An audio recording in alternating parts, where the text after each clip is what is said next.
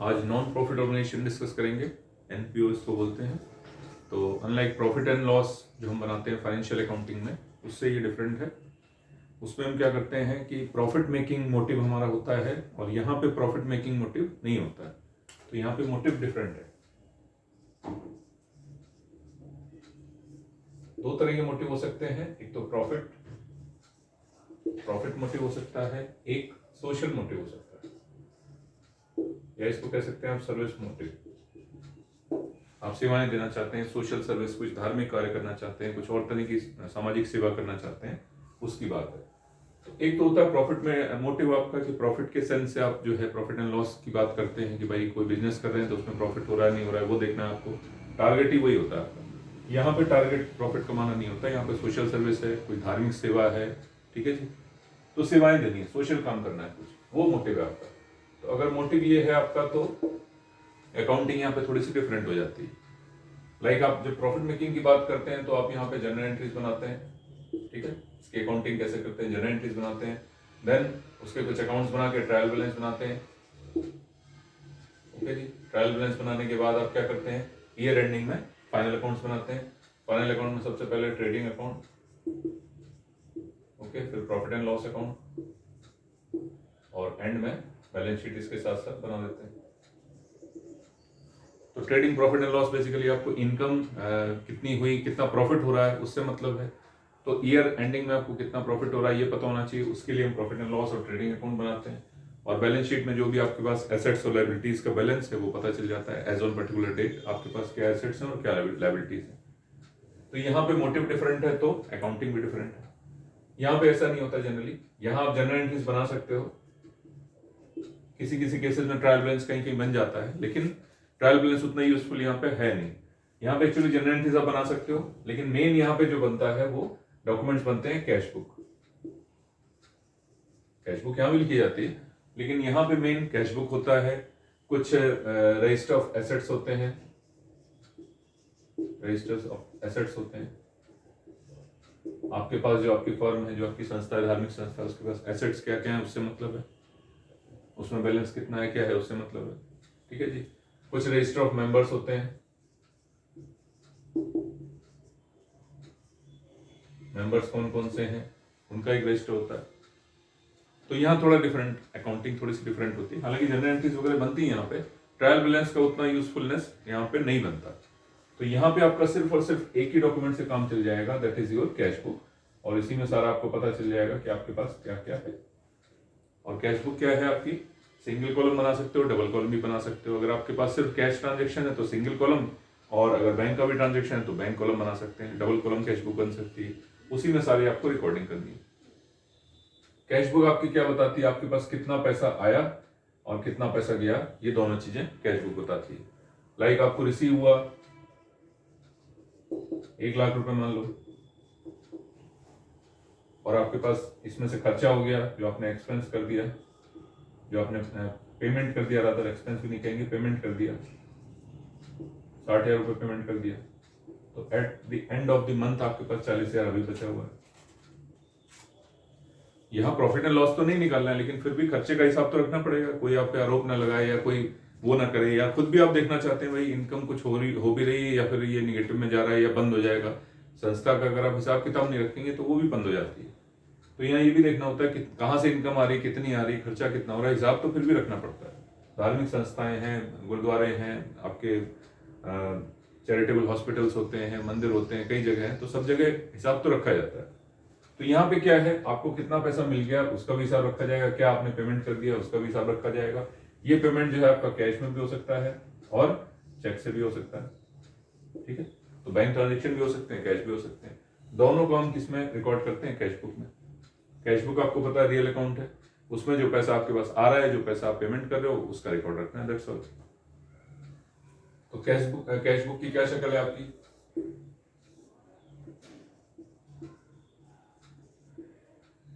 Cash book आप single column double column दोनों use कर सकते हो, ठीक है जी।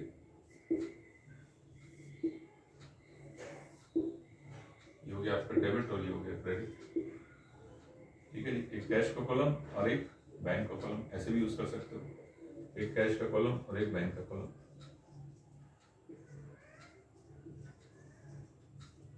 पर्टिकुलर्स हो गए, यहाँ पर्टिकुलर्स हो गए,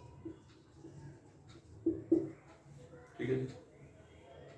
मंथली इसको क्लोज करते हैं कैश बुक को। डे वाइज जो आपके पास पैसा आ रहा है वो हम रिकॉर्ड करते चलते हैं, जिस भी डेट को आपके पास पैसा है। तो जो भी आपके पास पैसा रिसीव होगा, जो भी कैश या चेक से रिसीव होगा, जो भी अमाउंट रिसीव्ड होगा वो यहाँ लिखेंगे, और जो आप पेमेंट करोगे वो यहाँ लिखेंगे, ठीक है। जो भी आपके पास पैसा आएगा कैश बुक में वो डेबिट साइड में, जो आप पेमेंट करोगे वो क्रेडिट साइड में। इस तरह से रिकॉर्डिंग होती है इसकी, डेट वाइज एंट्री होती है। अच्छा, जब आप रिकॉर्ड करोगे तो आप पहले ओपनिंग बैलेंस लिखोगे, टू बैलेंस बीडी, पिछले महीने का ओपनिंग बैलेंस कैश का क्या था, बैंक का क्या था वो भी लिखोगे। उसके बाद कुछ आपके पास रिसीट आ गई वो लिखोगे आप, ठीक है जी। कुछ पेमेंट हो गया वो लिखोगे, डिफरेंट डिफरेंट पेमेंट्स हो सकते हैं। उसके बाद आप क्या करोगे, इसका क्लोजिंग बैलेंस निकाल दोगे। हर महीने ये काम आपको करना है। तो ये क्या हो जाएगा, बाय बैलेंस सीडी, और ये कुछ फिगर आ जाएगी आपके पास। कैश बुक ऐसे लिखते हैं, डे वाइज आप कैश बुक लिखनी है, महीने में एक बार क्लोज कर देना है, दैट्स ऑल। कैश बुक क्या बताती है, आपके पास पैसा कितना आया है और पैसा आपने कितना दिया है, दैट्स ऑल। पैसा कहां से आ रहा है, पैसा कहां जा रहा है, सिर्फ वो लिखना है, ओके। पैसा हो सकता है आपके पास जो रिसीव हुआ है, मान लो किसी फॉर्म में, यहाँ पे जैसे सब्सक्रिप्शन बोलते हैं, सब्सक्रिप्शन के फॉर्म में, तो वो हो सकता है कि अगर आप कैश बुक बना रहे हो उससे मई 2020 की फॉर एग्जाम्पल, तो आपके पास यहाँ पे कुछ सब्सक्रिप्शन मान लेते हैं,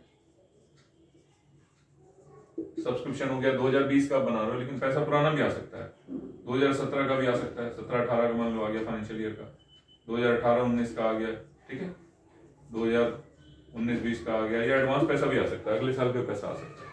कोई भी पैसा आपके पास आ रहा है, किसी भी साल का है, इस साल का है, पिछले सालों का है, अगले सालों का है, जो भी पैसा आ रहा है आपको सब यहाँ पे ले लेना है। पेमेंट जो भी आप कर रहे हो किसी भी पीरियड का हो सकता है, पेमेंट जा रहा है, दैट्स ऑल। पीरियड से मतलब नहीं कि इस फाइनेंशियल ईयर का इस महीने का बिल है, इससे कोई मतलब नहीं है। जो भी आपके पास पैसा आ रहा है, जो भी आप पेमेंट कर रहे हो वो रिकॉर्ड करना है कैश बुक में, ये कैश बुक का काम, ठीक है जी। तो हमें क्या करना है, बेसिकली हमारे पास एक कैश बुक, समझ लो आप, कैश बुक से एंट्रीज आपकी स्टार्ट होंगी। जैसे क्वेश्चंस की बात करें तो कैश बुक से आपकी एंट्रीज स्टार्ट होती है। फिजिकल भी आप काम करोगे तो आपको कैश बुक एक लिखनी पड़ेगी।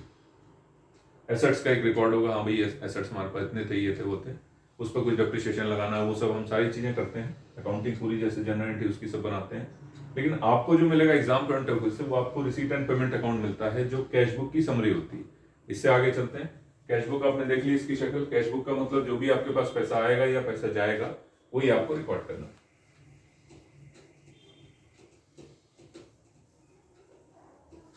तो जब आपने मंथली कैश बुक क्लोज करी, उसका क्लोजिंग बैलेंस निकल रहा है, फिर आपने ओपनिंग बैलेंस निकाला अगले महीने, फिर क्लोज किया, हर महीने यही चलेगा। तो इसकी हम लास्ट में क्या होता है, कैश बुक जो हम बनाते हैं हर महीने बनाते हैं, मंथली क्लोज करते हैं, ठीक है जी, मंथली इसको क्लोज किया जाता है। तो इसकी ईयर एंडिंग में हम क्या करते हैं, एक रिसीट एंड पेमेंट अकाउंट बना देते हैं, रिसीट एंड पेमेंट अकाउंट। साल भर में कितना रिसीट्स आई, कितना पेमेंट हुआ, वो हिसाब बना देते हैं, ठीक है जी। और वो कुछ नहीं है, आपका कैश बुक की ही समरी होती है। कैश बुक में सब्सक्रिप्शन 10 बार आएगा, 1 तारीख को आया, 20 तारीख को आया, अगले महीने आया, जून में आया, जुलाई में आया, सारा सब्सक्रिप्शन एक यहाँ पे एंट्री करते हैं कि सब्सक्रिप्शन साल भर में कितना आया, और ये अकाउंट बनता है फॉर द ईयर एंडिंग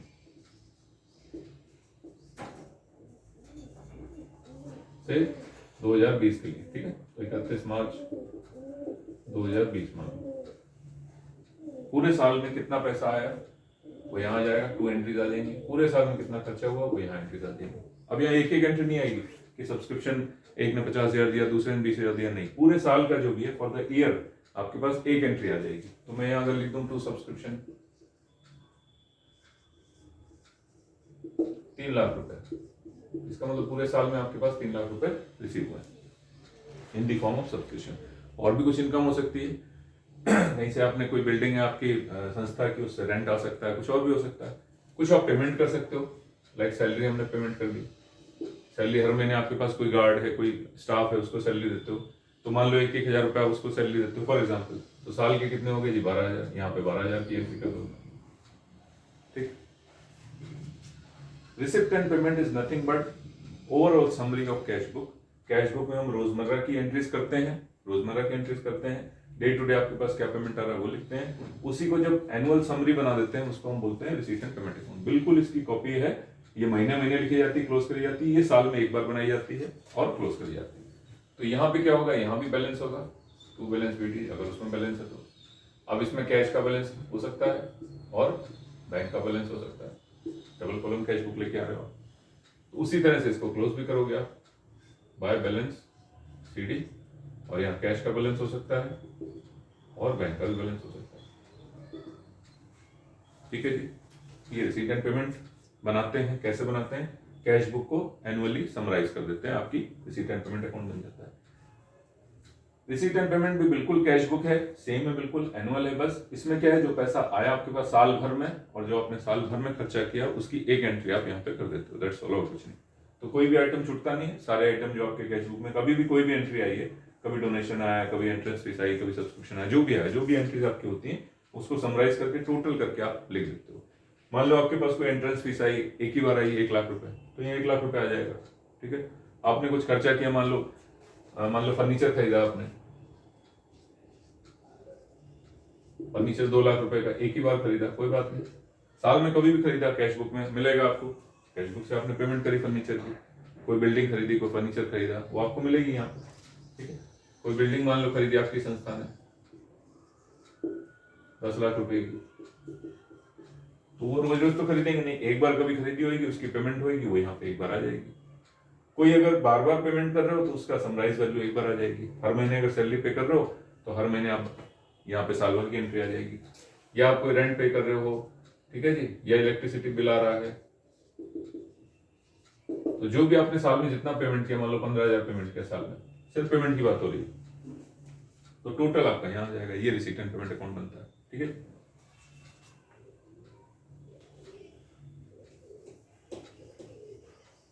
खास बात क्या है यहाँ पे, इसका नेचर कैसा है, इसमें आप क्या करते हो क्या नहीं करते हो। इसका नेचर क्या है कि किसी भी तरह की रिसीट हो,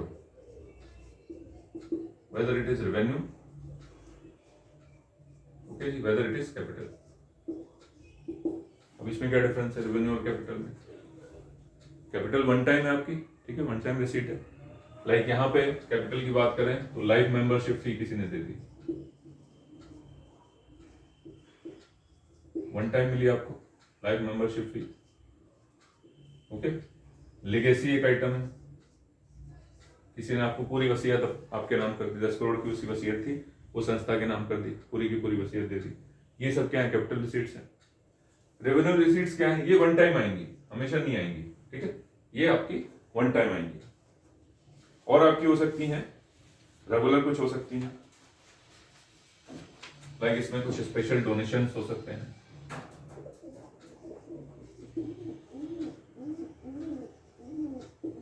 आपकी संस्था को किसी ने डोनेशन दिया कि हम इस पर्पस के लिए डोनेशन दे रहे हैं और ये पैसा इसी काम में यूज होना चाहिए।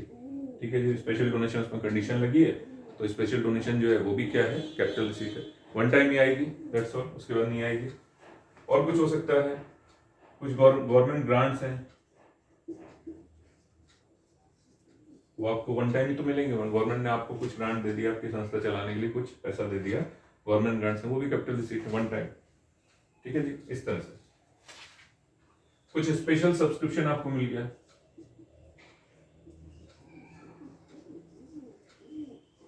कुछ स्पेशल सब्सक्रिप्शन किसी ने दे दिया कि सब्सक्रिप्शन फॉर दिस पर्पस आपको दे दिया, कुछ सब्सक्रिप्शन आपको अलग से मिल गया फॉर दिस पर्पस। कुछ स्पेशल सब्सक्रिप्शन हो सकते हैं, लाइक कोई किसी मिनिस्टर की या किसी वीआईपी की कुछ मीटिंग होनी, कुछ होना, उसके लिए आपको कुछ पैसा मिल गया, स्पेशल सब्सक्रिप्शन, वो भी हो सकता है। लेगेसी में कभी कभी क्या रहता है, डिस्प्यूट रहता है। लेगेसी वैसे तो कैपिटल रिसीट है, लेकिन कभी कभी डिस्प्यूट रहता है, मान लो बहुत ही छोटा अमाउंट है, 100, 200, 500 रुपए का अमाउंट है, तो वो लेगेसी आप कह सकते हो कि नहीं भाई रेवेन्यू बहुत छोटा अमाउंट है, तो कह सकते हैं। अदरवाइज लेगेसी का मतलब ये है कि किसी ने अपनी वसीयत आपके नाम कर दी है, ठीक है, आपकी संस्था के नाम कर दी है, तो बाय डिफॉल्ट लेगेसी जो होती है वो कैपिटल रिसीट ही होती है और अमाउंट भी इसका बड़ा होता है। चलो जी, रेवेन्यू में सबसे पहले आपको क्या मिल जाएगा जी, एंट्रेंस फीस मिल सकती है, एंट्रेंस फीस हो गई। एंट्रेंस फीस आपकी, कोई भी मेंबर आएगा एंट्रेंस फीस देगा, राइट, तो ये रेगुलर आते रहते हैं, मेंबर जुड़ते रहते हैं, रेगुलर आते रहते हैं, तो ये रेगुलर टाइप की इनकम है, रेवेन्यू है। कभी कभी इसमें क्या देगा क्वेश्चन में कि 2 लाख रुपए एंट्रेंस फीस मिली है, उसमें से 10,000 रुपए टू बी कैपिटलाइज, तो 10,000 हम क्या करेंगे, इधर डाल देंगे, बाकी 90,000 यहाँ डाल देंगे। क्वेश्चन में देगा, नहीं देगा तो ये रेवेन्यू आइटम ऑब्वियसली है। डोनेशंस, डोनेशन किसी ने दिया, एक तो स्पेशल डोनेशन हो गया कि इसी पर्पस के लिए यूज करना ये पैसा, जब स्पेशल कंडीशन लग गई तो कैपिटल रिसीट बन जाती है।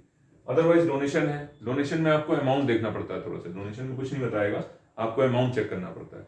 बहुत बड़ा अमाउंट है, अगर पूरे साल का जो सब्सक्रिप्शन मान लो 2 लाख है और डोनेशन आपको 2.5 लाख 3 लाख मिल रहा है, तो वो कैपिटल रिसीट में आ जाता है। मतलब एजम्पशन है ये इस तरह का कि डोनेशन का अमाउंट अगर थोड़ा कम है तो वो रेवेन्यू रिसीट में ले लेते हैं, अगर उसका अमाउंट थोड़ा ज्यादा है तो कैपिटल रिसीट में ले लेते हैं। बताने का मतलब क्या है, अगर कैपिटल रिसीट होगी तो उसका ट्रीटमेंट अलग होगा, उसकी पोस्टिंग अलग होगी, और अगर रेवेन्यू रिसीट आपके पास आई तो उसकी पोस्टिंग अलग होगी। कहाँ होगी वो बताते हैं, ठीक है जी, क्योंकि यहाँ से इसकी फर्दर पोस्टिंग होनी है अकॉर्डिंग टू रेवेन्यू और कैपिटल।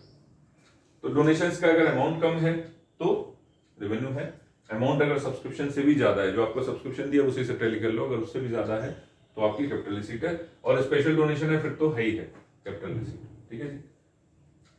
तो आपको एंट्रेंस फीस मिल सकती है, डोनेशन मिल सकता है। सबसे इंपॉर्टेंट यहाँ पे जो है सब्सक्रिप्शन है, जिसमें लोग परेशान रहते हैं, आज हम इसकी चर्चा कर लेते हैं। सब्सक्रिप्शन आपको मिलता है, special subscription obviously capital receipt है, बाकी सब्सक्रिप्शन हमेशा आपका क्या है, रेवेन्यू, ठीक है जी। मेंबर्स आपको कुछ कुछ हर महीने पैसे देते रहते हैं, कुछ जैसे आप RWS में आपने देखा होगा हर महीने के कुछ चार्जेस होते हैं, सोसाइटी चार्जेस, मेंटेनेंस चार्जेस, वो क्या होते हैं, सब्सक्रिप्शन ही होते हैं, ठीक है।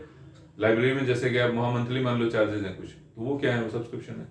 तो अपने मेंबर से भी लिए जाते हैं, आउटसाइडर से भी कुछ, अगर रेगुलर उनको सेवाएं आप दे रहे हो तो उनसे सब्सक्रिप्शन लिया जाता है। सबसे इंपॉर्टेंट जो आपकी इनकम होती है रेवेन्यू में, वो सब्सक्रिप्शन होती है, ठीक है जी। और कुछ हो सकती है, एडमिशन फीस हो सकती है, कुछ एडमिशन फीस हो सकती है, बहुत तरह के होते हैं। कुछ रेंट हो सकता है आपको मिल गया, या आपकी अगर सोसाइटी उसमें कुछ संस्था में कुछ लॉकर है वो आपने लॉट कर रखे हैं तो लॉकर चार्जेस हो सकते हैं, वो आप ले सकते हो मेंबर से, ठीक है जी। ओल्ड न्यूज़पेपर्स को सेल कर सकते हो, उससे पैसा आ सकता है।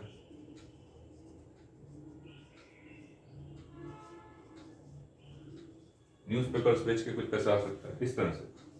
तो ये सारी चीजें क्या है, आपकी रेवेन्यू है। और जो वन टाइम आ रही है एक तरह से, वो क्या है, आपकी कैपिटल है। लाइफ मेंबरशिप की फी किसी ने एक बार दे दी तो वो बार बार तो देगा नहीं। लेगेसी आप को कोई दान करके, अपनी सारी संपत्ति दान करके, वो बार बार तो करेगा नहीं। स्पेशल डोनेशन वन टाइम इस पर्पस के लिए डोनेशन दे रहे हैं, दैट्स ऑल, उसके बाद नहीं देंगे। तो ये सब क्या है, आपकी कैपिटल रिसीट्स आती है। ट्रीटमेंट अलग होता है, इनकी पोस्टिंग फिर अलग अलग होती है उस हिसाब से। लेगेसी और डोनेशन में कोई खास फर्क नहीं है। डोनेशन आदमी जीवित रहते हुए देता है डोनेशन, लेगेसी भी एक तरह का डोनेशन ही है, जो आदमी किसी संस्था के नाम लिख जाता है कि मेरी मौत के बाद ये सारी प्रॉपर्टी इसके नाम कर दी जाए, तो उसको हम लेगेसी बोल देते हैं। बस इतनी वसीयतनामा जिसको आप बोलते हो, लेगेसी। डोनेशन सब जिंदा रहते हैं, किसी को भी चेक दे सकते हो, किसी भी संस्था को पैसे दे सकते हो, डोनेट कर सकते हो, बिल्डिंग दे सकते हो, कार दे सकते हो, अपनी प्रॉपर्टी आप कुछ भी दान कर सकते हो, वो डोनेशन मानी जाती है। लेगेसी मरणोपरांत मानी जाती है, बस इतना फर्क है, दोनों शब्दों का फर्क है और कुछ नहीं, सेम ही है। लेगेसी जनरली बड़ा अमाउंट होता है, जनरली बड़ा अमाउंट होता है। बहुत ही छोटा, किसी ने मान लो 2,000 रुपए का चेक काट के दे दिया, लेगेसी लिख दिया क्वेश्चन में, तो उतना मीनिंग नहीं है वैसे, लेकिन वो 2,000 फिर आप रेवेन्यू में ले लेना, बहुत छोटा अमाउंट है। तो अमाउंट छोटा है बड़ा कैसे पता चलता है, जो आपको सब्सक्रिप्शन क्वेश्चन में दिया है उससे आप कंपेयर कर सकते हो, उससे पता चल जाता है। जनरली लेगेसी जो है वो आपका कैपिटल रिसीट। चलो जी, रिसीट एंड पेमेंट अकाउंट में क्या है, आपको weather it is revenue receipt और कैपिटल रिसीट दोनों लेनी होती है। कहीं से भी पैसा आ रहा है, दैट्स ऑल, पैसा आ रहा है, हमें यहाँ पे पोस्टिंग करनी है। वो सब्सक्रिप्शन के फॉर्म में आए, वो डोनेशन के फॉर्म में आए, स्पेशल सब्सक्रिप्शन आए, लेगेसी आए, लाइफ मेंबरशिप भी आए, जो भी आपके पास पैसा आ रहा है, पैसा आ रहा है, कैश आ रहा है या चेक आ रहा है, कुछ भी, वो आपको यहाँ पे लेना है। वेदर इट इज रेवेन्यू और कैपिटल, किसी भी तरह की रिसीट है आपको लेनी है, ठीक है जी। इसी तरह से खर्चे भी होते हैं, कुछ खर्चे होंगे, संस्था आप चलाओगे तो खर्चों में भी 2 टाइप्स हैं आपकी, रेवेन्यू भी हो सकते हैं और कैपिटल भी हो सकते हैं। एक्सपेंसेस भी 2 तरह के हो सकते हैं, कुछ रोजमर्रा के खर्चे हैं, कुछ वन टाइम खर्चे हैं, दोनों तरह के हो सकते हैं। तो रेवेन्यू की अगर बात करें तो सैलरी हो गई, वेजेस हो गए, मान लो कुछ वेजेस आप पे कर रहे हो, ठीक है जी। कुछ पोस्टेज का खर्चा है, पोस्टेज टेलीग्राम का खर्चा है, ठीक है जी। कुछ आप रिपेयर्स का खर्चा कराते हो, ठीक है। कुछ न्यूज़पेपर्स खरीदते हो,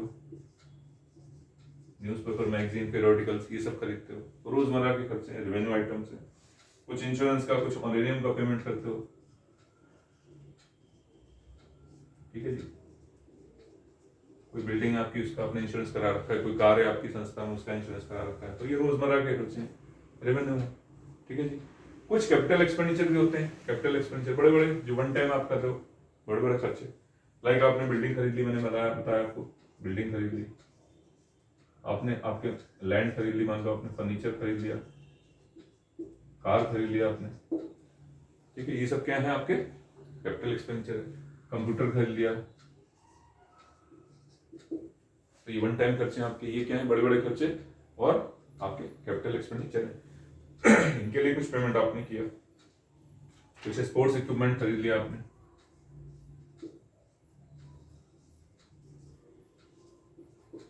कुछ मेडिसिनल इक्विपमेंट खरीद लिया, व्हाटएवर इट इज, जिस तरह का आपका संस्था है उसके हिसाब से जो भी आपके वन टाइम खर्चे हैं वो आपने खरीद लिए, उसके लिए पेमेंट कर दिया। तो एक्सपेंडिचर भी दो तरह के हो सकते हैं, रेवेन्यू हो सकते हैं, कैपिटल हो सकते हैं। यहाँ पे आपको कौन सा लेने हैं, दोनों लेने हैं आपको। आप बिल्डिंग खरीदो, फर्नीचर खरीदो, सैलरी करो, जहां भी पैसा आपका जा रहा है वो आपको रिसीट एंड पेमेंट अकाउंट में लेना है। ध्यान रखना है रिसीट एंड पेमेंट अकाउंट, यहाँ पे क्या है, पैसा आना और पैसा जाना दो चीज रिकॉर्ड की जाती है। वो पैसा कहाँ से आ रहा है, किस रूप में आ रहा है, कोई मतलब नहीं है, ठीक है जी। कुछ भी आ रहा है आपको लेना है, weather it is revenue, weather it is capital. खर्चा आपका रेवेन्यू हो रहा है या कैपिटल हो रहा है, दोनों आपको लेना है, ठीक है। हमें ये नहीं देखना कि फर्नीचर की एंट्रियां होगी कि नहीं होगी, सैलरी की एंट्री होगी कि नहीं होगी, रेंट पे करेंगे तो भी यहीं पे एंट्री करेंगे। मान लो आपने कोई ले रखी है, प्रॉपर्टी ले रखी है, उसमें रेंट है आपका, तो रेंट भी आप यहाँ पे दिखाओगे। जो एक्चुअल आपने पे कर दिया है वो आपको सब दिखाना है। किसी भी टाइप का खर्चा है उससे कोई मतलब नहीं, किसी भी टाइप की इनकम उससे कोई मतलब नहीं, ठीक है जी।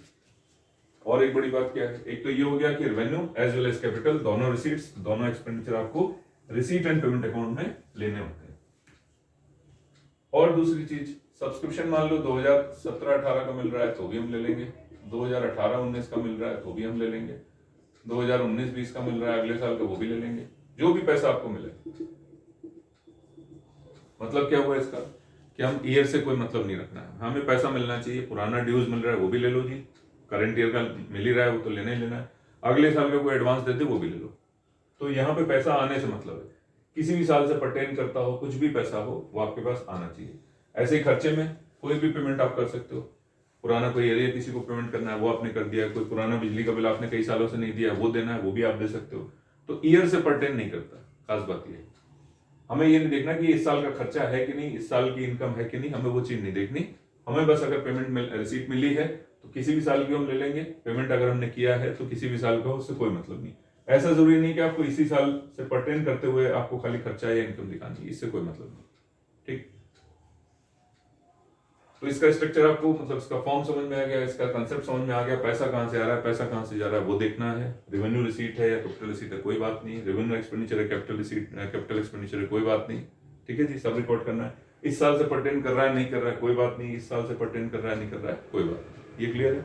चलो, क्वेश्चंस में आपको रिसीट एंड पेमेंट अकाउंट बना हुआ दिया होगा, एग्जाम में जब क्वेश्चन आएगा तो ये आपको बना हुआ दिया होगा, और इसमें इसी तरह की कहानी होगी जो मैं आपको बता रहा हूँ।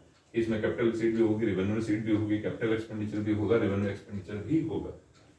तो क्वेश्चंस जो आते हैं उसमें आपको क्या मिलेगा, रिसीट एंड पेमेंट अकाउंट बना हुआ मिलेगा, बना हुआ मिलेगा। फिर हमें करना क्या है, आपको इसमें से दो अकाउंट बनाने हैं, that is income and expenditure account, ठीक है जी। इनकम एक्सपेंडिचर अकाउंट बनाना है और दूसरा बैलेंस शीट बनानी है।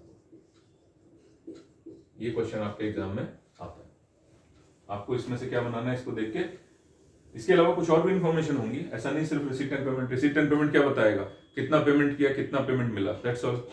लेकिन अगर आपके पास कोई पुराना फर्नीचर आपने खरीद के रखा है तो अलग से एडिशनल इन्फॉर्मेशन बताएगा। कोई बिल्डिंग है आपके पास, वो आपने इस साल तो नहीं खरीदी, रिसीट एंड पेमेंट आपको क्या बता रहा है, फॉर द ईयर आपने क्या पैसा लिया और क्या पैसा दिया, वही बता रहा है। लेकिन अगर आपने 4 साल पहले लैंड खरीदी हुई है, फर्नीचर खरीदा हुआ है, वो रिसीट एंड पेमेंट में तो बिल्कुल नहीं आएगा, क्योंकि इस साल नहीं खरीदी हमने। रिसीट एंड पेमेंट में इस साल कितना पैसा मिला, इस साल पैसा कितना खर्चा किया, वही आएगा। मान लो लैंड आपने 4 साल पहले खरीदी है, वो रिसीट एंड पेमेंट में बिल्कुल नहीं आएगा। फर्नीचर 2 साल पहले खरीदा, बिल्कुल नहीं आएगा, ठीक है जी। लैंड कोई खरीदी, बिल्कुल नहीं आएगी। कोई आपके पास मोटर कार है, कुछ है, तो वो इन्फॉर्मेशन आपको एडिशनल इन्फॉर्मेशन में मिलेगी। तो रिसीट एंड पेमेंट से खाली ये बन जाए संभव नहीं है।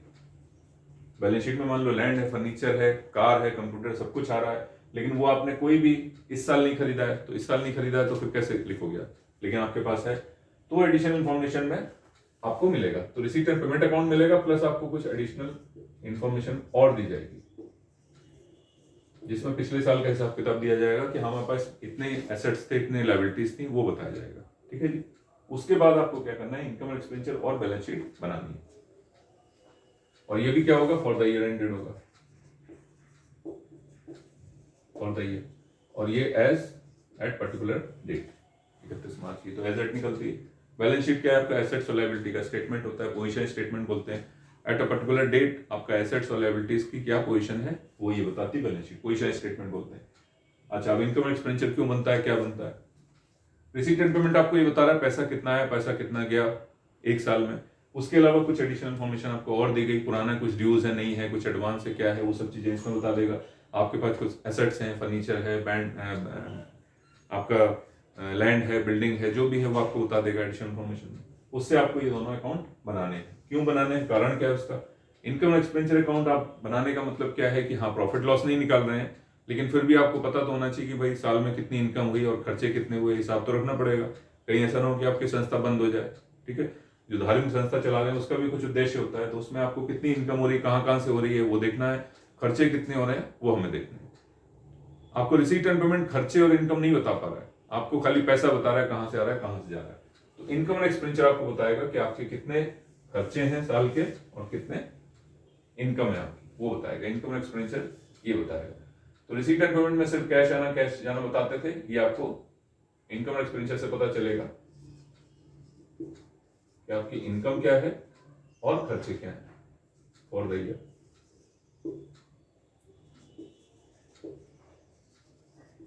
फॉर द ईयर एंडेड जो भी ये आपका स्ट्रक्चर बनेगा, डेबिट और क्रेडिट साइड। ये भी ईयर एंडिंग में एक बार बनाते हैं। यहां लिखेंगे हम इनकम, नाम इसका इनकम एक्सपेंडिचर है, इनकम इधर लिखते हैं, एक्सपेंडिचर इधर लिखते हैं। और ये हो गया आपका अमाउंट रुपीज, ये हो गया अमाउंट रुपीज।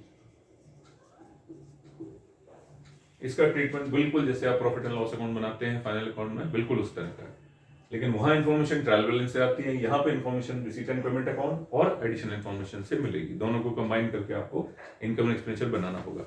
नेचर इसका बिल्कुल उसी तरह का है जैसा आपका प्रॉफिट एंड लॉस का होता था। ठीक है जी, नेचर बिल्कुल उसी तरह का। यहाँ पे हम क्या रिकॉर्ड करते हैं, इनकम में इनकम या रेवेन्यूज कह लो, दो तरह के अकाउंट की एंट्रीज होती है, और यहाँ पे एक्सपेंसेस अकाउंट जो होते हैं उनकी एंट्री होती है। बस एक्सपेंसेस और रेवेन्यूज को ही ट्रीटमेंट यहाँ दिया जाता है, बाकी चीजों को नहीं दिया जाता। मतलब अगर कोई कैपिटल एक्सपेंडिचर है यहाँ पे नहीं आएगा। ठीक है जी। एक्सपेंसेस और रेवेन्यूज क्या होते हैं, आपने कोई कैपिटल एक्सपेंडिचर किया तो आपने एसेट बनाया, लैंड खरीदी एसेट हो गया, आपके लिए फर्नीचर खरीदा एसेट हो गया, उन सब की एंट्रीज यहाँ पे नहीं होती। ठीक है, यहाँ पे सिर्फ एक्सपेंसेस और रेवेन्यूज की बात होती है। और इसका मतलब क्या हुआ, ये एक तरह से आपके रेवेन्यू एक्सपेंसेस कह सकते हो आप इसको, रेवेन्यू एक्सपेंस, सॉरी रेवेन्यू कह रहा हूं,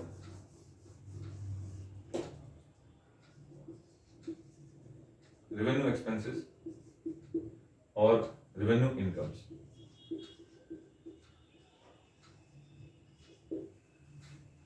ठीक है जी,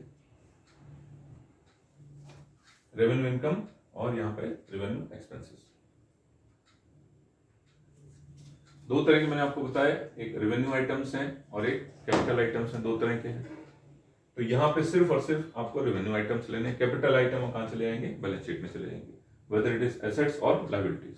ठीक है जी, तो रेवेन्यू एक्सपेंडिचर और रेवेन्यू इनकम सिर्फ आपको यहाँ पे लेनी। खास बात ये है, just like profit and loss account, उसमें भी यही होता था, इनकम्स को क्या करते थे, क्रेडिट कर देते थे, रेवेन्यू इनकम जो रोजमर्रा की इनकम है, और रेवेन्यू एक्सपेंडिचर जो होते थे उसको डेबिट कर देते थे। बिल्कुल वैसे ही आपको यहाँ पे शो करना है। यहाँ पे कोई भी कैपिटल एक्सपेंडिचर नहीं आएगा, कोई भी कैपिटल एक्सपेंडिचर होगा वो नहीं आएगा, कोई भी कैपिटल रिसीट हो यहाँ पे नहीं आएगी।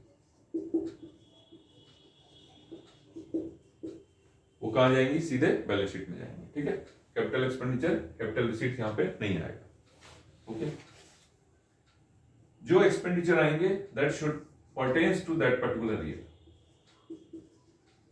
परटेन्स टू जो भी आप बना रहे हो करंट ईयर, उससे रिलेटेड होने चाहिए और उस साल से परटेन करने वाले होने चाहिए।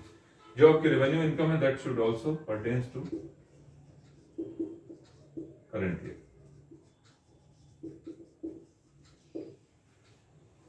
ये भी कंडीशन प्रॉफिट एंड लॉस में होती है। उसी साल के खर्चे और उस साल से पर्टेन करने वाली इनकम इसमें आनी चाहिए। अब मान लो आपके पास रिसीट्स आई है, सॉरी इनकम आई है आपके पास वहां पे 20,000 रुपए, उसमें 2,000 रुपए पिछले साल का पैसा मिला है, वो यहाँ पे नहीं आएगा। इस साल से अगर पर्टेन करता है इनकम या एक्सपेंडिचर, सिर्फ वही आपको यहाँ लेना है, बाकी छोड़ देना है। बाकी कहाँ जाएगा? बैलेंस शीट में जाएगा। अगर एक्सेस पैसा मिल गया है या जितना मिलना था वो पूरा नहीं मिला है, जो भी है, इस साल से जितना पर्टेन करता है वो आपको इनकम यहाँ और एक्सपेंडिचर यहाँ। मान लो आपको अच्छा वो पैसा आपको मिले या ना मिले उससे भी कोई मतलब नहीं है। यहाँ तो आपको क्या है, रिसीट एंड पेमेंट, जितना पैसा मिलता है, जितना पैसा पेमेंट करते हो सिर्फ वो दिखाते हैं। यहाँ पैसा मिल रहा है या नहीं मिल रहा है कोई दिक्कत नहीं, but it should pertain to that particular year, बस ये ध्यान रखना है आपको। आपको इनकम होनी, मान लो सब्सक्रिप्शन आपके पास 500 मेंबर में और 100 रुपए देते हैं आपको, ठीक है जी, तो ये हो गया 50,000। तो आपको सब्सक्रिप्शन कितना मिलेगा? 50,000 मिलना चाहिए। मिला नहीं मिला उससे कोई फर्क नहीं पड़ता, आपको यहाँ कितना बुक करना है? 50,000 बुक करना है, उस साल से पर्टेन करने वाली सारी इनकम, ठीक है। तो अगर मेरा 50,000 बनता है तो मैं यहाँ लिखूंगा बाय सब्सक्रिप्शन 50,000। मिला नहीं है मान लो, इसमें से 45 ही मिला है, तो 5,000 मेरा कहां चला जाएगा? बैलेंस शीट में, जैसे आप प्रॉफिट एंड लॉस में करते थे। But pertaining to that particular year पूरी इनकम दिखानी है आपको। अच्छा, कुछ एक्सपेंसेस आपके होने, तो मान लो सैलरी आपको पे करनी थी, सैलरी हर महीने की 1,000 रुपए आप पे करते हो, लेकिन आपने अभी 11,000 ही पे करी, 12,000 करनी चाहिए थी, 11,000 पे करी। एक महीने की अभी आउटस्टैंडिंग है सैलरी, आप नहीं दे पाए किसी कारण से, लेकिन यहां अगर आप दिखाओगे तो यहां पूरा दिखाओगे 12,000 रुपए। इस साल से कितनी पर्टेन करी? 12 महीने की 12,000 पूरी दिखाएंगे, वेदर पेड और नॉट। वैसे ही इनकम वेदर रिसीट और नॉट, पूरे साल की आपको इनकम यहाँ पे दिखानी, तभी तो पता चलेगा साल की इनकम कितनी होती है, खर्चे कितने होते हैं, उसी से पता चलेगा कि आपको आप प्लस में है या माइनस में, वो पता चल जाता है। तो मुख्य बात है, मैं दोबारा बता दूं, सिर्फ रेवेन्यू एक्सपेंसेस और रेवेन्यू रिसीट्स आपको यहाँ पे दिखानी है, रेवेन्यू इनकम यहाँ पे दिखानी है, ठीक है जी। बाकी कैपिटल रिसीट्स बिल्कुल नहीं दिखानी, बैलेंस शीट में जाएगी। कैपिटल एक्सपेंडिचर बिल्कुल नहीं दिखाना है, बैलेंस शीट में जाएंगे, ठीक है। दूसरी कंडीशन क्या है कि pertains to that particular year, सारा दिखाना है, भले मिला हो या ना मिला हो। अगर आपको सब्सक्रिप्शन जो है साल का 50,000 बनता है, पूरा दिखाना पड़ेगा, मिला या नहीं मिला कोई बात नहीं। इनकम आपको पूरी, सॉरी एक्सपेंडिचर आपको पूरा दिखाना है, 12,000 अगर साल का बनता है तो 12 दिखाना है, भले आपको 10 मिला हो, 8 मिला हो, 11 मिला हो, कोई दिक्कत नहीं। जितना खर्चा है वो दिखाना है, जितनी इनकम है वो सारे साल की दिखानी है। तभी आपको पता चलेगा कि साल की इनकम या एक्सपेंसेस का डिफरेंस क्या है, हमें मतलब हमारे पास पैसे बच भी रहे हैं कि नहीं बच रहे हैं, क्या है क्या नहीं, हम सरप्लस में चल रहे हैं या हम डेफिशिएंसी में चल रहे हैं, वाली बात। तो अगर एक्सपेंसेस आपके और इनकम आपके, अगर इनकम मान लो ज्यादा है आपकी, इनकम आपके पास कुछ वैल्यू आई, खर्चे आपने निकाले, ठीक है, इनकम ज्यादा है खर्चे कम है, तो हम वहां क्या करते थे? प्रॉफिट एंड लॉस में इसको प्रॉफिट बोलते थे। यहाँ इसका नाम भी बदल देंगे, प्रॉफिट ना होके ये क्या हो जाएगा? सरप्लस हो जाएगा, सरप्लस आ जाएगा।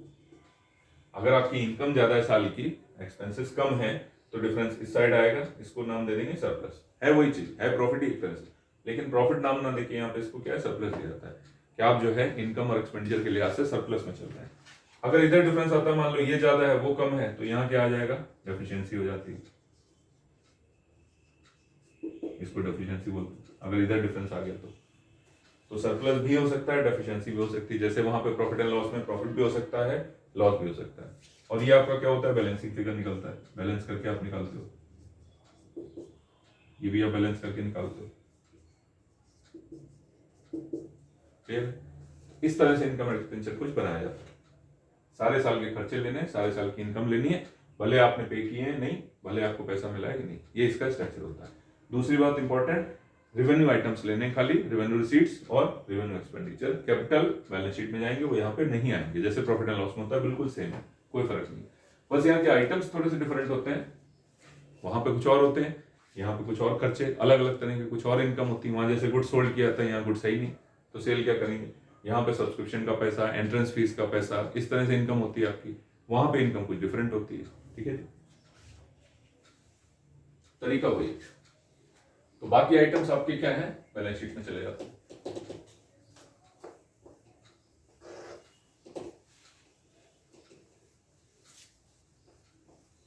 कभी कभी इसमें रिवर्स क्वेश्चन पूछ लेते हैं, कभी कभी। एक तो ये टाइप हो गई आपकी, कभी कभी रिवर्स क्वेश्चन पूछे जाते हैं। एक तो ये हो गया, रिसीट एंड पेमेंट दिया है, इससे आपको क्या करना है जी? इनकम एंड एक्सपेंडिचर बनाना है। और बैलेंस शीट बनानी है। ठीक है जी। कभी कभी क्या होता है कि आपको रिसीट एंड पेमेंट भी दिया है, इनकम और एक्सपेंडिचर भी दिया है, एक साल पूछा गया है, आपको क्या करना है, सिर्फ बैलेंस शीट बनानी है। बहुत आसान हो जाता है दोनों को देख के बैलेंस शीट बनाना। और एक क्वेश्चन क्या होता है कि रिवर्स क्वेश्चन, बिल्कुल इनकम और एक्सपेंडिचर दिया है आपको और आपको क्या बनाना है जी, रिसीट एंड पेमेंट बनाना है और बैलेंस शीट बनानी है। ठीक है। कभी कभी ऐसा भी होता है सिर्फ इनकम और एक्सपेंडिचर दिया है और रिसीट एंड पेमेंट और बैलेंस शीट बनानी है। ऑब्वियसली कुछ एडिशनल इन्फॉर्मेशन सब में होती है, कुछ एडिशनल इन्फॉर्मेशन आपको इसमें भी होगी, यहाँ भी होगी, यहाँ भी होगी। ठीक है, एडिशनल कुछ इन्फॉर्मेशन आपको दी होगी। तो एक पैटर्न तो ये है जो बहुत कॉमन है, जो ज्यादातर आता है, रिसीट एंड पेमेंट दिया है प्लस एडिशनल इन्फॉर्मेशन है, इनकम और एक्सपेंडिचर बनाना है, बैलेंस शीट बनानी है। मतलब इसमें से जो खर्चे हैं उसमें से रेवेन्यू आइटम्स यहाँ, कैपिटल आइटम यहाँ, और उस साल से पर्टेन करने वाले खर्चे और इनकम रेवेन्यू वाले यहाँ, बाकी जो नहीं पर्टेन करते हैं बैलेंस शीट में। ठीक है जी। रिसीट एंड पेमेंट और ये दोनों दिया है तो दोनों की एंट्रीज को कंपेयर करते हुए कि वो एसेट्स बन रहा है, लायबिलिटी बन रहा है, तो बैलेंस शीट बनती है। बैलेंस शीट दो बनती है एक्चुअली, इसमें सब में दो बनती है, यहाँ भी दो बनेगी, यहाँ भी दो बनेगी, यहाँ भी दो बनेगी। तो बैलेंस शीट जब भी आप बनाओगे तो दो बैलेंस शीट बनती हैं, एक तो जो है करंट ईयर की आपकी और एक प्रीवियस ईयर की।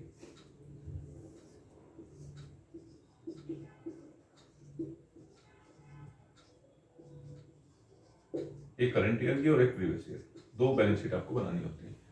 क्यों बनानी पड़ती है? क्योंकि प्रॉपर आपके पास ट्रायल बैलेंस वगैरह यहाँ पे जनरली नहीं होता है, इन्फॉर्मेशन होती है खाली, एडिशनल इन्फॉर्मेशन। तो मान लो आपको बताएगा कि हमारे पास लैंड इतनी थी, फर्नीचर इतना था, ये था, वो था, सारी चीजें पुरानी आपको बताएगा, सब्सक्रिप्शन इतना आउटस्टैंडिंग था, ये आपकी लायबिलिटी इतनी पिछले साल की। तो वो सारी हम क्या करते हैं, प्रीवियस ईयर वाले में लिख देते हैं। लाइक सब्सक्रिप्शन ड्यू आपका यहाँ पे कितना है जी, सब्सक्रिप्शन ड्यू इतना है। ठीक है, आपके पास लैंड इतनी थी जी, बिल्डिंग इतने की थी, ओके, फर्नीचर इतने का था, और कुछ लायबिलिटीज थी, मान लो रेंट आपका था, रेंट ड्यू था आपका, आउटस्टैंडिंग था कुछ था, और कुछ हो सकता है मान लो पीरियोडिकल्स का या कुछ और पैसा, आपका इलेक्ट्रिसिटी बिल था वो ड्यू था। कुछ लायबिलिटीज भी हो सकती हैं, कुछ एसेट्स भी हो सकते हैं। पिछले साल का आपको बता देगा कि ये हिसाब है जी, तो ये आपने टोटल किया, इधर ले आए आप टोटल, और यहाँ पे जो बैलेंस निकल के आएगा इसको बोलते हैं कैपिटल फंड। ये आपकी बैलेंसिंग फिगर आ जाती है, यहाँ पे ऐसे करते हैं। प्रॉफिट एंड लॉस में आप क्या करते थे, इसको कैपिटल अकाउंट बोलते थे। ठीक है, लेकिन कैपिटल अकाउंट का भी आपके पास बैलेंस होता था, ट्रायल बैलेंस में कैपिटल अकाउंट का क्रेडिट बैलेंस आपके पास होता था, यहाँ पे वो नहीं होता। तो यहाँ पे क्या है, आपको एडिशनल इन्फॉर्मेशन से पुरानी बैलेंस शीट बनानी पड़ती है और कैपिटल फंड निकालना पड़ता है। हमेशा ऐसा नहीं होगा कि ये साइड ज्यादा होगी ये कम होगी तो कैपिटल फंड ही आएगा, नहीं, कभी कभी क्या होता है, ये साइड ज्यादा है और ये कम है तो डेफिशिएंसी निकल के आती है। ठीक है, यहाँ पे डेफिशिएंसी निकल के आती है। ओके, अच्छा, इनकम एंड एक्सपेंडिचर में सरप्लस या डेफिसिट निकलता है, सरप्लस है उसको ठीक कर लेना, सरप्लस या डेफिसिट, और बैलेंस शीट में कैपिटल फंड या डेफिशिएंसी ये निकलता है। ठीक है जी, चलो, यही जो हम एडिशनल इन्फॉर्मेशन से हमने डाटा लिया, कैपिटल फंड बनाया, ये कैपिटल फंड हम नई बैलेंस शीट में ट्रांसफर कर देते हैं, कैपिटल फंड यहाँ ले आते हैं। और अगर सरप्लस हुआ आपको इस साल, जो हम इनकम और एक्सपेंडिचर चला रहे हैं, अगर सरप्लस हुआ तो ये जोड़ के यहाँ लिख देते हैं। अगर डेफिसिट आया, सर उसमें मैंने डेफिशिएंसी लिख दिया था शायद, अगर डेफिसिट आया तो माइनस कर देते हैं, दोनों में से कोई एक होगा, या तो सरप्लस होगा या डेफिसिट होगा। इनकम और एक्सपेंडिचर में इनकम ज्यादा और एक्सपेंडिचर कम तो क्या होगा, सरप्लस आएगा। एक्सपेंडिचर ज्यादा इनकम कम तो क्या आएगा, डेफिसिट आएगा, दोनों में से एक आएगा। तो उसको यहाँ पे ट्रांसफर कर देंगे। फाइनली बैलेंस शीट जब बनाएंगे करंट ईयर की, तो ये आप क्या करोगे, डेफिसिट माइनस करेंगे, सरप्लस होगा तो प्लस करेंगे। बाकी जो भी आइटम्स और होंगे, मान लो इस साल सब्सक्रिप्शन कुछ ड्यू रह गया तो ये हो गया जी। कुछ आपके पास लैंड तो पहले से थी वो यहाँ कंटिन्यू हो जाएगी, कुछ फर्नीचर था, अगर आपने बेचा नहीं है तो अभी होगा आपके पास। बिल्डिंग कुछ थी, बिल्डिंग रहेगी आपके पास, ये आ जाएगा। हाँ, इसमें कुछ डेप्रिसिएशन हो सकता है, वो रिकॉर्ड करेंगे। डेप्रिसिएशन आप इनकम एक्सपेंडिचर में ही रिकॉर्ड करोगे, रिसीट एंड पेमेंट में डेप्रिसिएशन नाम का कोई आइटम नहीं आएगा। रिसीट एंड पेमेंट में सिर्फ कैश आइटम्स आते हैं, नॉन कैश आइटम बिल्कुल नहीं आते। और डेप्रिसिएशन एक नॉन कैश आइटम है, जो आप एक्चुअल में आपका कोई पैसा खर्च नहीं करा रहा है। डेप्रिसिएशन एक ऐसा एक्सपेंडिचर है जिसकी वजह से आपको कोई पैसा खर्च नहीं होगा, सिर्फ बुकिंग होती है कि हाँ भाई हमारे पास लैंड फर्नीचर था, बिल्डिंग थी, बाकी चीजें थी, कार थी, उसकी वैल्यू थोड़ी सी डाउन हो गई तो हम उसको डेप्रिसिएशन बोलते हैं। लैंड पे कभी डेप्रिसिएशन नहीं लगता, वो डेप्रिसिएशन फ्री आइटम है। बाकी चीजों पे, फिक्स एसेट पे आप डेप्रिसिएशन चार्ज कर सकते हो, दिखाओगे कहाँ, इनकम एक्सपेंडिचर के एक्सपेंडिचर साइड में, ठीक है। और उतनी वैल्यू यहाँ से माइनस करके हम एसेट्स को दिखा देते हैं, ठीक है, जैसे आप फाइनल अकाउंट में करते हैं, बिल्कुल सेम ट्रीटमेंट है। यहाँ पे दो बैलेंस शीट बनती है, बस खास बात ये है, पुराने ईयर की बैलेंस शीट क्यों, क्योंकि कैपिटल फंड आपको निकालना है, क्योंकि आपके पास ट्रायल बैलेंस प्रॉपर होता नहीं है, तो एडिशनल इन्फॉर्मेशन ये बनाया, यहाँ से कैपिटल फंड निकाल के यहाँ लिखा, और इनकम एक्सपेंडिचर जो बनाया है उसमें से सरप्लस या डेफिसिट कुछ आता है, सरप्लस आता है तो प्लस, डेफिसिट आता है तो माइनस, वो लिखना है। और कुछ अगर रिक्वायरमेंट आपकी और कुछ है, जैसे रेंट ड्यू अभी भी रह गया, मान लो रेंट ड्यू, कुछ और लायबिलिटीज है वो भी लिखी जाती हैं, कुछ इलेक्ट्रिसिटी अगर अनपेड रह गया है तो वो भी लिखा जाता है, बाकी जो लायबिलिटीज है वो लिखी जाती हैं, कुछ और एसेट्स रह गए आपके, सब्सक्रिप्शन ड्यू रह गया, एंट्रेंस फीस ड्यू रह गया, जो भी आपको इनकम मिलनी थी और नहीं मिली वो आपका एसेट्स में आ जाएगा, ठीक है जी। तो ये आपकी बैलेंस शीट बनेगी। जो प्रीवियस ईयर की बैलेंस शीट बनती है वर्किंग नोट का पार्ट होती है, ये भी ध्यान रखना, वर्किंग नोट का पार्ट होती है। आपको बोलेगा कि रिसीट एंड पेमेंट हम दे रहे हैं प्लस कुछ एडिशनल इन्फॉर्मेशन दे रहे हैं, आप क्या करो, इनकम एक्सपेंडिचर बना दो और बैलेंस शीट बना दो, ये बोलेगा खाली।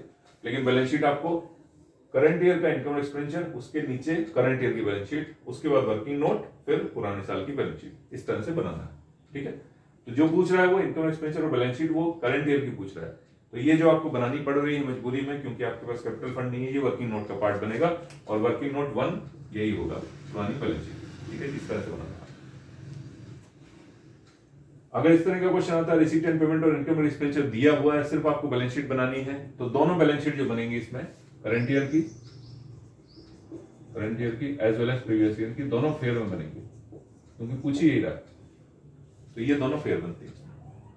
और ये क्वेश्चन बहुत आसान होता है, बहुत जल्दी हो जाता है। मेन आपको टाइम इसी में लगना है, रिसीट एंड पेमेंट से जब ये बनाते हैं, या रिवर्स क्वेश्चन आ जाए, मान लो इनकम एक्सपेंडिचर दिया है, रिसीट एंड पेमेंट और बैलेंस शीट, इसमें समय लगता है। ये बहुत सिंपल क्वेश्चन होता है, इसमें कोई दिक्कत नहीं, दोनों में से वैल्यूज देख के आप फटाफट एसेट्स या लायबिलिटी छांटनी होती है आपको, तो ये दोनों बनानी पड़ेगी, दोनों फेयर बनती है। ये कहने का मतलब यहाँ पे आप इनकम एक्सपेंडिचर बनाओ, उसके बाद बैलेंस शीट बना दो, ये वर्किंग नोट होता है, पहला वर्किंग नोट यही होता है। दूसरा हो सकता है आपको कोई सब्सक्रिप्शन अकाउंट या और कुछ बनाना हो, तो वो दूसरा अकाउंट बनता है, सॉरी वर्किंग नोट दूसरा बनता है। तो ये स्टार्टिंग है, आपको इस तरह से करना है, पहले भी डिस्कशन हो चुका है उस हिसाब से। तो यहाँ पे कुछ आइटम्स डिफरेंट है, जो इनकम के आइटम्स हैं, एक्सपेंडिचर के आइटम डिफरेंट है। ट्रीटमेंट इनकम एक्सपेंडिचर का बिल्कुल फाइनल अकाउंट की तरह है, कोई फर्क नहीं, पीएनएल की तरह है। ट्रेडिंग या पीएनएल आप बनाते हो वहां पे, उसी तरह का ट्रीटमेंट यहाँ पे है। वहां दो बनाने पड़ते हैं, या कभी कभी कंबाइंड बना देते हैं लोग, लेकिन यहाँ पे आपको सिर्फ एक अकाउंट बनाना है, इनकम एंड एक्सपेंडिचर, ठीक है जी। और उसमें आपको रेवेन्यू एक्सपेंडिचर, रेवेन्यू रिसीट्स या रेवेन्यू इनकम्स लेनी है सिर्फ। कैपिटल रिसीट्स होंगी तो आप कहाँ दे दोगे उसको, बैलेंस शीट में ट्रांसफर कर दोगे, राइट। चलो।